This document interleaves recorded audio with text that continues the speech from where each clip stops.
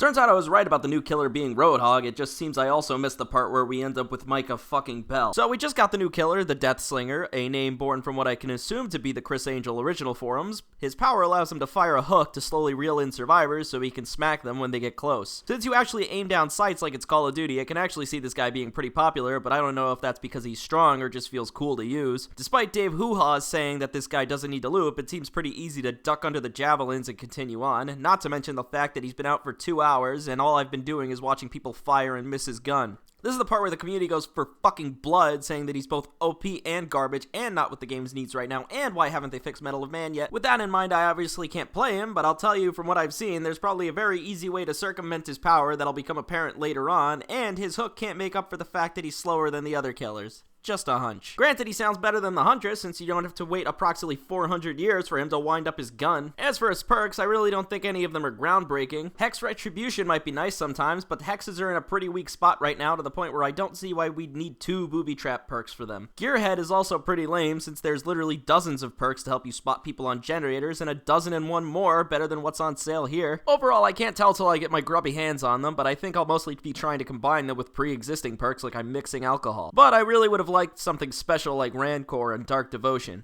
In fact, overall, the perks this year haven't been all that wild in terms of fucking with people. The survivors actually got a bit of kick, and by that, I mean mostly gimmicky shit that I would crawl all over if I had actual friends to give me a reason to play Survivor. The Take an L for the Homies perk sounds all fun and good, but I can't tell when this would ever be more helpful than just healing them normally, unless you're doing it in a pinch and plan on killing yourself. And Red Herring sounds useful in hindsight until you realize that you're probably going to be wasting most of your time for something that the killer might just ignore anyway. Though Dead by Daylight is Dead by Daylight, meaning the meta only changes when we set it on fire, and none of the new killer perks ever seem to break past the point of just okay. Thankfully, the new map looks fucking awesome. Yeah, I'm allowed to be positive sometimes. I fuck pretty hard with that Wild West shit. On a scale of good to everything else we've got this year, I'd put this somewhere closer to the other side of the scale, but that being said, I'm poor, and I kind of wonder how he's going to play on PlayStation, and more importantly, on PlayStation controllers. Normal games tend to hand us baby rattles with the word auto-aim written on them, something that has not been granted to us by this game. Here, let me help you out with some math here.